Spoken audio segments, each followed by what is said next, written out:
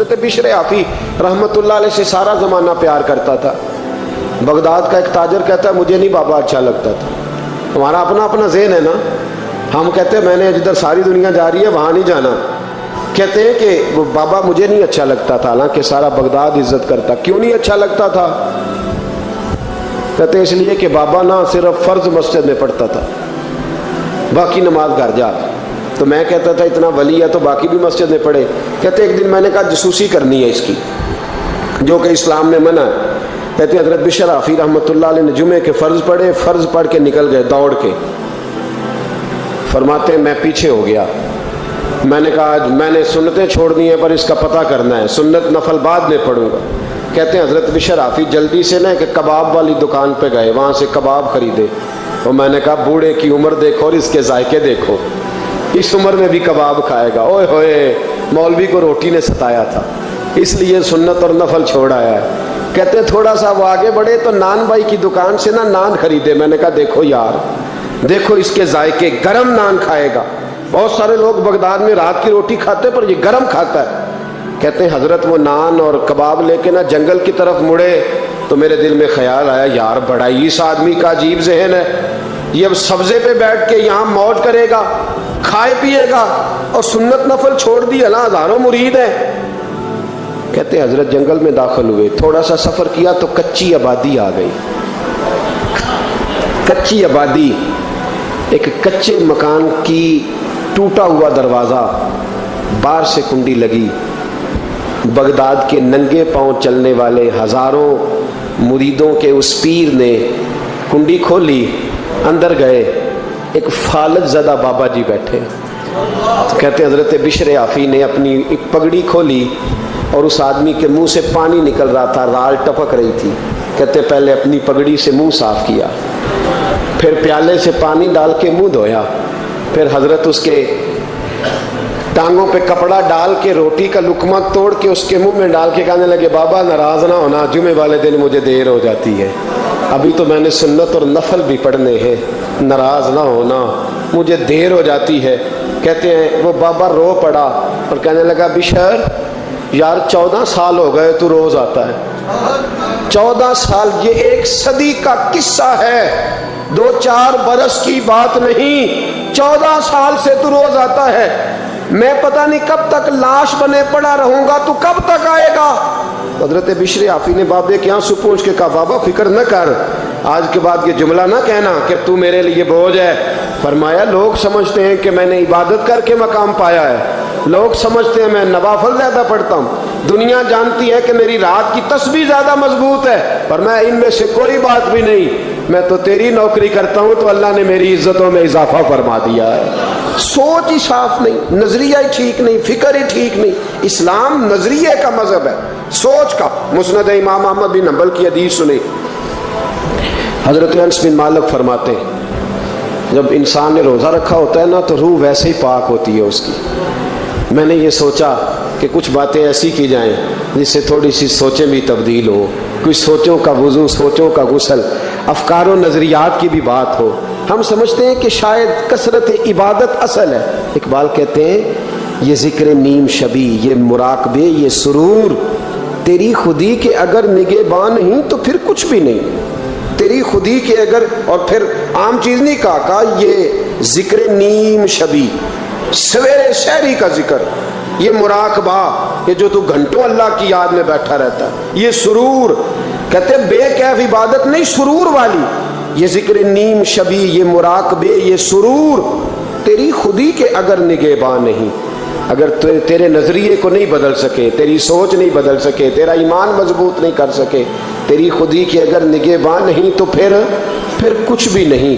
اور خرد نے کہہ بھی دیا لا الہ الا اللہ تو کیا حاصل, دل و نگاہ, دل و نگاہ, دل و نگاہ اگر مسلمان نہیں تو پھر کچھ بھی نہیں. دل و نگاہ. اقبال کہتے ہیں ایک دل کا کلمہ پڑھ, دوسرا نظر کا کلمہ پڑھ, ان پہ پابندی لگا.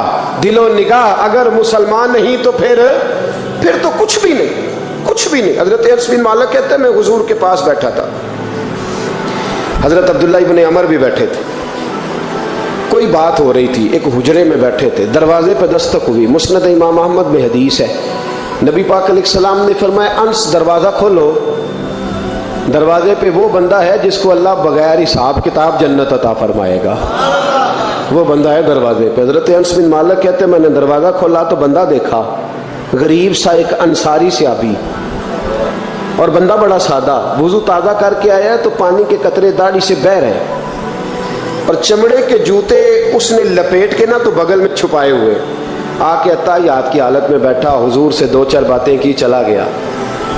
ہم اس کا رنگ دیکھتے رہے اور مصطفیٰ کا کرم دیکھتے رہے۔ اس کو حضور نے جنتی کہا ہے۔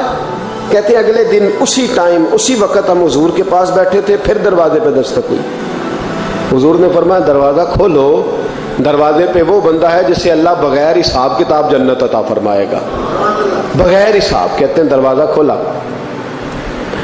اور جیسے ہی میری نظر پڑی، بندہ بھی وہی ہے جو کل آیا تھا، اور انداز بھی وہی ہے جو کل تھا، اسی طرح پانی کے قطرے، اسی طرح جوتے بغل میں، السلام علیکم، کل حضور فلاں بات کی تفصیل پوچھنی مجھ سے رہ گئی تھی، غلطی ہوگی، دوبارہ آیا ہو۔ اس نے اپنی گفتگو کی، چند جملوں میں بات سمیٹی، چلا گیا۔ فرماتے اتفاق کی بات کہ دن تیسرا، بندے بھی ہم دونوں، میں اور عبداللہ ابن عمر، حضرت انس بن مالک کہتے ہیں دونوں بیٹھے تھے، سیم ٹائم سیم ڈے۔ پھر دستک ہوئی، حضور نے فرمایا دروازہ کھولو، اور مسکرا کے فرمایا دروازے پہ وہ بندہ ہے جسے اللہ بغیر حساب کتاب جنت عطا فرمائے گا۔ کہتے ہیں کھل اٹھے ہمارے چہرے، باہر گئے، دستک ہوئی تھی، دروازہ کھولا۔ فرماتے مجھے یقین تھا وہی ہوگا جو 2 دن پہلے آیا تھا، اور میرے یقین کے مطابق ہی کام ہوا، وہی بندہ تھا جو کل بھی تھا، جو پرسوں بھی تھا، حالت اور کیفیت اور انداز بھی وہی تھا۔ پانی کے قطرے بہہ رہے ہیں، اور اس شخص نے جوتے بغل میں دبائے ہوئے خدمت میں حاضر ہوا، بیٹھ گیا، بات چیت کی، چلا گیا۔ حضرت انس بن مالک کہتے ہیں تھوڑی دیر ہوئی تو حضور بھی تشریف لے گئے۔ حضرت عبداللہ ابن عمر مجھے کہنے لگے یار ویسے کتنے اس کے نصیب ہیں، کتنے نصیب ہیں، کوئی آیا لے کے چلا گیا، کوئی آیا لے کے چلا گیا، کوئی عمر بھر بھی نہ پا سکا، میرے مولا تجھ سے گلہ نہیں، یہ تو اپنا اپنا نصیب ہے، یہ تو اپنا اپنا، اور نہ کسی کے حال پہ طنز کر، نہ کسی کے غم کا مذاق اڑا، وہ جسے چاہے جیسے نواز دے، یہ مزاج لطف رسول ہے صلی اللہ تعالی علیہ وسلم۔ کہتے ہیں ہم لوگ گفتگو کرنے لگے، عبداللہ ابن عمر مجھ سے کہنے لگے یار ویسے پتہ کرنا چاہیے یہ کون سا عمل کرتا ہے، پتہ کرنا چاہیے، ایسے ہم نہیں پتہ کرتے کہ یہ بندہ بڑا چمک گیا، پتہ کرو کون سا کاروبار کرتا ہے، ذرا اس کی جاسوسی تو کرو۔ اور بندے بھی بڑے سمجھدار ہیں، وہ سائیڈ بزنس نہیں بتاتے، وہ کہتے ہیں وہ جو میرا علیحدہ ہے وہ نہیں بتانا، کہیں یہ نہ شروع کر لے۔ حالانکہ انسان کے پاس جو خوبی، جو اللہ نے اسے دولت دینی ہوتی ہے، وہ اپنا اپنا نصیب ہوتا ہے، وہ گھر میں بیٹھے بھی اللہ عطا کر دیتا۔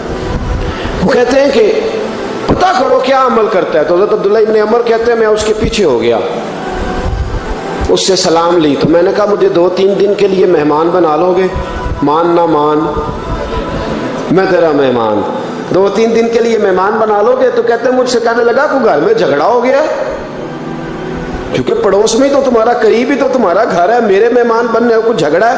تو میں نے کہا چلو ایسے ہی سمجھ لو، پر مجھے مہمان بنا لو۔ کہتے ہیں میں 3 دن اور 3 راتیں اس شخص کے ساتھ رہا، وہ کتنا صدقہ کرتا ہے میں نوٹ کرتا رہا، نماز کتنی پڑھتا ہے، اس کا کیا، میں چاہتا تھا کہ وہ عمل مجھے ملے، اس کی برکت سے مصطفیٰ نے اسے 3 مرتبہ جنتی فرمایا ہے، تاکہ وہ کیفیات مجھے بھی ملے۔ حضرت عبداللہ ابن عمر کہتے ہیں کہ میں نے کوئی خاص چیز نہیں دیکھی، وہ عشاء پڑھتا تو فجر تک بستر پہ کروٹیں لیتا، اور میں الحمدللہ اٹھ کے تہجد بھی پڑھتا، نوافل بھی پڑھتا۔ کہتے ہیں وہ 1 سپارہ پڑھتا، میں 3 پڑھتا۔ فرماتے اس نے 3 دنوں میں کھجور بھی صدقہ نہیں دی، کہ کھجور بھی، اور میں نے بڑے بڑے غریبوں کی مدد کی۔ میں کہنے لگا کہ عمل تو میرا زیادہ ہے اس سے، پھر خوبی کیا ہے؟ خاص توجہ کرنا، اسلام اور دین کا جو فکری اساس، جو فکری اساس ہمیں صحابہ نے دی۔ حضرت عبداللہ ابن عمر کہتے ہیں میں نے تیسرے دن اسے کہا بھائی اللہ تیرا بھلا کرے، تو نے بڑی خدمت کی، میں نے جانا ہے میرا کوئی جھگڑا نہیں ہوا تھا، میں تو بس تیرا عمل دیکھنے آیا تھا کہ تو عمل کیا کرتا ہے۔ تو وہ صحابی کہتے ہیں مجھے کہنے لگے یار تو میرا عمل دیکھنے آیا تھا، مجھے بتا تو صحیح کیا نے، اور کیوں دیکھنے آیا میرا عمل، تجھے کیا ضرورت پڑی میری جاسوسی کی؟ تو کہتے ہیں مجھ سے جب اس نے سوال کیا تو میں نے اس کو کہا بھائی تو 3 دن آیا نا ہم بیٹھے ہوئے تھے؟ کہا ہاں میں آتا رہا ہوں۔ کہا 3 دن نبی پاک نے فرمایا اللہ تجھے بغیر حساب کتاب جنت عطا فرمائے گا۔ تو میں چاہتا تھا کہ میں ذرا جاسوسی کروں، ذرا دیکھوں، کھوج لگاؤں کون سا ایسا عمل ہے، آپ بھی ذرا دھیان دیجئے گا، کون سا ایسا عمل ہے، حالانکہ تو عشاء پڑھتا ہے اور اٹھ کے فجر پڑھتا ہے، میں تہجد بھی پڑھتا ہوں، تیرا سپارہ 1 ہے میرے 3 ہے، کون سا ایسا عمل ہے جس کے سبب تجھے جنت ملے گی؟ کہتے ہیں وہ صحابی کہنے لگے یار کوئی ایسا عمل نہیں، کوئی شے نہیں، میں اس قابل ہی نہیں، من نانم کے من دانم، جو میں ہوں مجھے پتا ہے۔ کہا پھر کوئی بات تو ہوگی، تیری مہربانی بتا دے، میں نے 3 دن 3 راتیں محنت کی ہے، بتا دے۔ کہتے وہ کہنے لگے اگر تجھے بتاؤں نا تو پھر سن، میں جب رات کو سوتا ہوں تو اپنے دل پہ نظر ڈالتا ہوں، اور سویرے جب اٹھتا ہوں تو پھر اپنے دل پہ نظر ڈالتا ہوں، موبائل پہ نہیں، کنجی پہ نہیں کہ چابیاں کدھر ہیں، بٹوے پہ نہیں، میں رات کو سوتے ہوئے بھی اپنے دل پہ نظر ڈالتا ہوں، سویرے اٹھتے ہوئے بھی میں سب سے پہلے اپنے دل پہ نظر ڈالتا ہوں۔ فرماتے ہیں الحمدللہ میرے دل میں کسی کا حسد نہیں ہے، کسی کے بارے میں کوئی کینہ نہیں ہے، کوئی کسی کے بارے میں میل نہیں، میں اللہ کے ہر بندے کے بارے میں سوچ، نظریہ، فکر اچھی رکھتا ہوں۔ اور فرمایا میں تیرے بارے میں بھی عبداللہ یہی سوچتا ہوں کہ تو مجھ سے زیادہ نیک ہے۔ الحمدللہ اس وقت بھی میرا ذہن یہ ہے کہ انس بن مالک مجھ سے زیادہ پرہیزگار ہے، اس وقت بھی میری سوچ یہ ہے کہ محبوب کے سب صحابہ میں سب سے کمزور میں ہی ہوں۔ نبی عبداللہ ابن عمر کہتے ہیں میں نے اس کا ہاتھ چوما، میں نے کہا سمجھ آ گئی ہے، تیرا نظریہ، تیری سوچ پکی اور سچی مسلمان ہے، تو دل اور روح کا مسلمان ہے، تو نظر اور روح کا مسلمان ہے۔